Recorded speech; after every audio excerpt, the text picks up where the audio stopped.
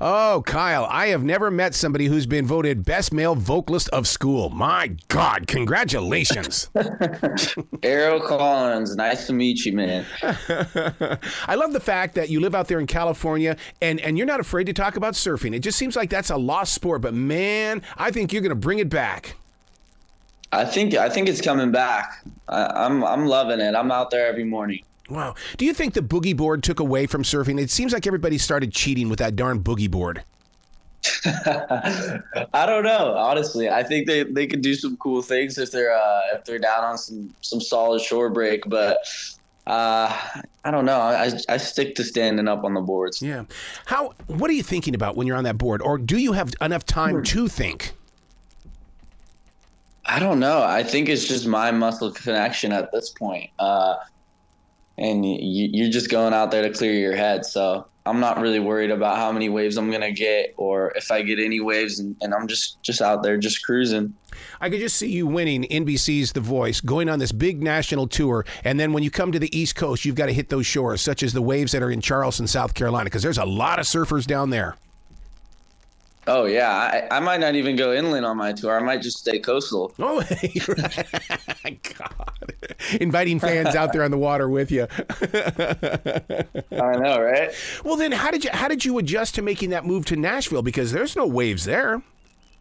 No, yeah, for sure. I stopped surfing as much as I got out of high school when I really started getting into music. But, I mean, you can't say it's not one of the greatest hobbies. It's so refreshing to get out there, and it's good exercise. So, yeah, for me, going out to Nashville and doing all those co-writes it was an awesome experience too. And at that time, I was just very into to country music as well. So that lifestyle, didn't sound too bad. So yeah, I love it. And if I could move out there full time, I probably wouldn't do that. That sounds like a good time. Well, it's such a great place because it seems like the whole world of music is moving there. Even some punk rockers and hard rockers are moving to Nashville. Yeah, totally. I mean, I went with my dad a few years back, and our flight arrived at like 5 a.m. in the morning. Wow. And so we're walking the strip to get to our hotel room at about 5:30, 6:30 in the morning. And there's literally live music for breakfast. That's what you're getting when you go downtown on the strip. So I thought that was crazy. And it just shows, all those types of different genres down there, rock music, punk music. That Southern rock is huge. The country's huge, but there's pop.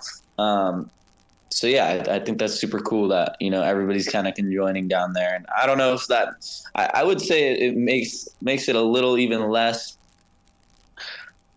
I would say it's less competitive now that there's more genres going down there as well, because I think making it in the country music business or that Southern rock kind of vibe is tough.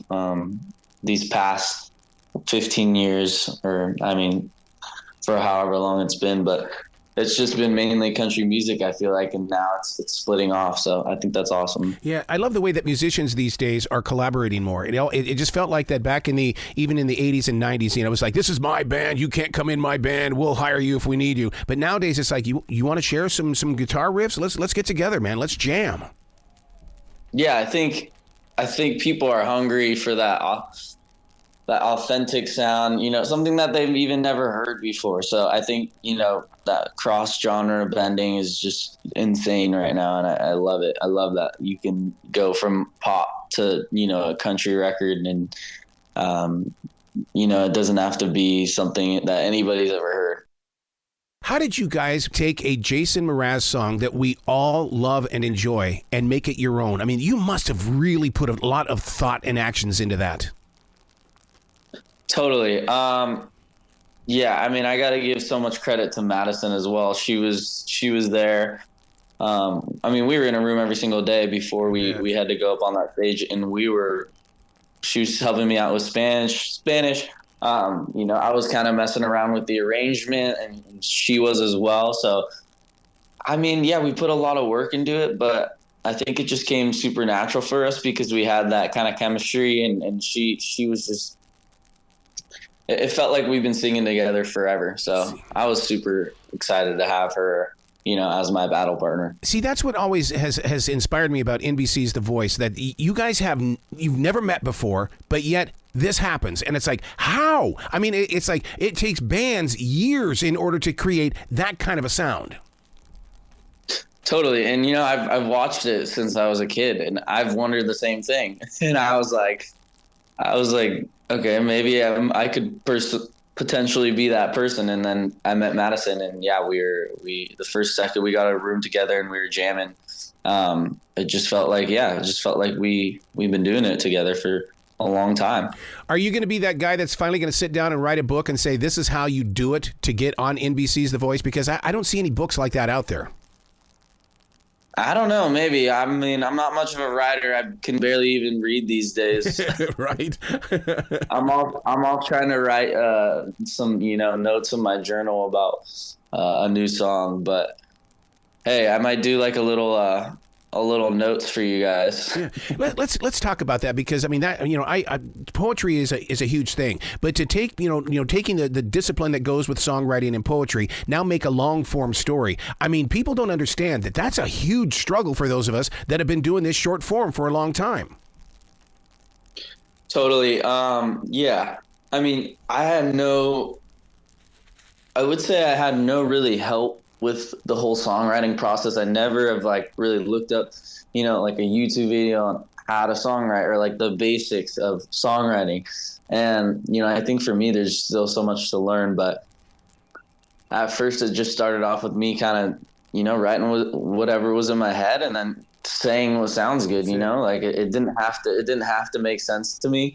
And I think that's the cool thing about songwriting is it could be this super deep story that no one else understands, and it could be this story that was never real that everybody can relate to. So I think there's so many cool ways to target songwriting, and for me, I'm still waking up every day and then trying to write, and I think it's a learning process for sure. But even getting into those co-write sessions in Nashville, I think that's pretty awesome that you kind of get to skip past that writer's block where you're trying to I don't know what to write here. Yeah, I'm stuck. I don't know what the next chord to go to. And then it's like, oh, got her right there. Oh, he has an idea. So it's like you never have to really go through that hard process if you're writing with like two insane writers. Wow. So where can people go to find out more about you, Kyle, and give you some love?